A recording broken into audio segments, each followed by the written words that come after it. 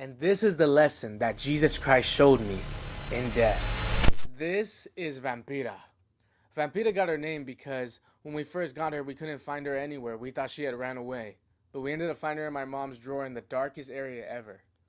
And Vampira wasn't even originally her first name. It was Vampiro because they told us she was a boy.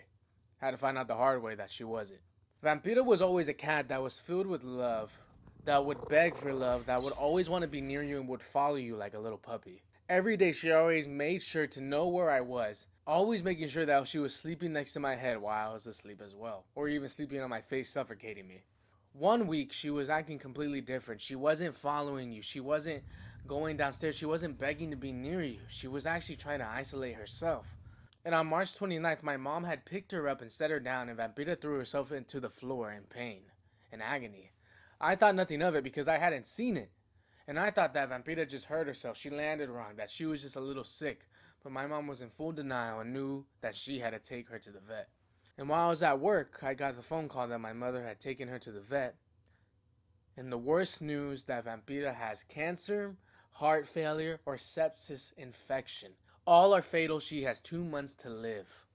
And the moment that I hear this, it's like I saw every moment I ever had with Vampira. I thought about never having her sleep next to my head anymore, never going out to pet her, not coming home from being outside and being like, Vampira, calling her name and having her run.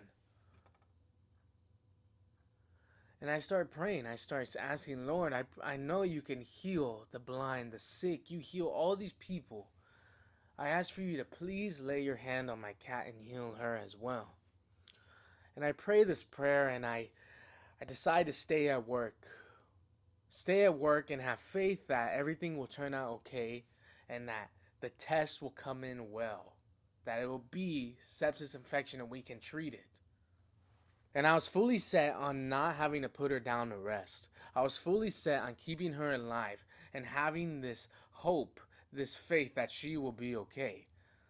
And then finally, I get a phone call that says that she will live for a maximum of 2 months. And if they run tests right now, there is no guarantee that she will be alive when those test results even come in. I end up getting out of work. I go over there, and it's just hours and hours of arguing with my family members, saying that Vampira will make it. We can't give up on her. She was doing fine. She will make it through this. And then finally, after 2 hours of doing this, I'm just like, I want to see her. I want to see how she's doing. And they let me back there, and I see Vampira, and she's in this oxygen tank right here. And instead of her being in a state of sadness, a state of agony, or even suffering, you couldn't even see her suffering.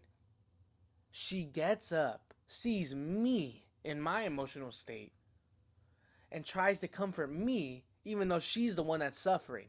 Starts purring, starts wanting to be pet, wants to show me love and comfort me. And it made me think, how can this cat that doesn't even know anything beyond my house, doesn't even know probably my name, or even her name, how does she know the greatest concept that some individuals will never learn in their whole life? The concept of unconditional love. And then it made me think of Jesus Christ. It made me think about how Jesus Christ, who knew from the second Adam and Eve, from before Adam and Eve, that he would come down and sacrifice himself on the cross for individuals who are godless, individuals who will rebuke his name, individuals who will sin, individuals that will say that they are Christians, but they keep spitting in his face.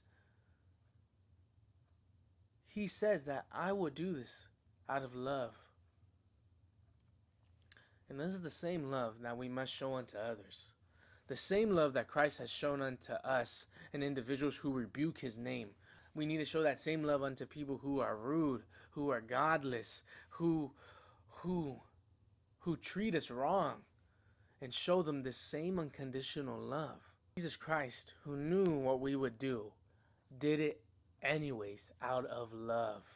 After seeing her in this condition and a couple more hours of arguing and even seeing her again, I just realized that I'm trying to hold control of her life out of selfishness, out of wanting to have her presence there to comfort me, to be able to have a couple more days of just having her sleep by my head, by petting her, loving her, having her with us and the other cats in the home. It made me realize that I had to surrender what I thought was best for her. And then after 2 more hours of contemplating, I finally agreed to lay Vampira down to rest. And this is the lesson that Jesus Christ showed me in death. That yesterday's surrender will not carry today's cross. I wanted so badly to control the life of Vampira that I had no regard for how she would feel amongst this pain, how she would feel amongst chemotherapy, how she would feel on heart pills, how she would feel on an infection. I had no regard, and I was trying to hold control on her life due to my own selfishness, and I was even aware of this. So we must surrender ourselves and our control unto the Lord. Because when we don't, we just don't affect our own lives, we actually affect others' lives as well. If I don't surrender my desire for a lustful habit, then eventually it will bleed into every other area of my life. And then let's say I'm married, and then my wife sees this.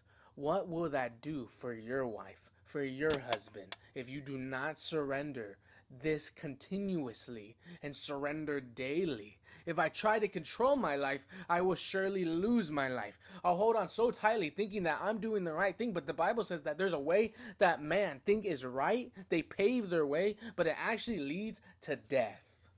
And in my case, if I would have decided to not lay Vampira to rest that night, to give her a peaceful send-off, to be able to be the last thing that she ever saw, the last thing that she could have probably saw was loneliness. Dying in the dark in the middle of her sleep. Waking up, my whole family having to see her dead in our house, having our 2 other cats see her dead as well. All due to my own selfishness of not wanting to surrender her. Due to my own selfishness, which will affect others if I don't surrender now. Surrendering isn't going to the gym for a good amount of time, being consistent, and you get a cheat day and you get to do whatever you want. Because the day you choose to not surrender could be the potential day that you die. Vampira was laid down to rest that night, and the Lord did heal her.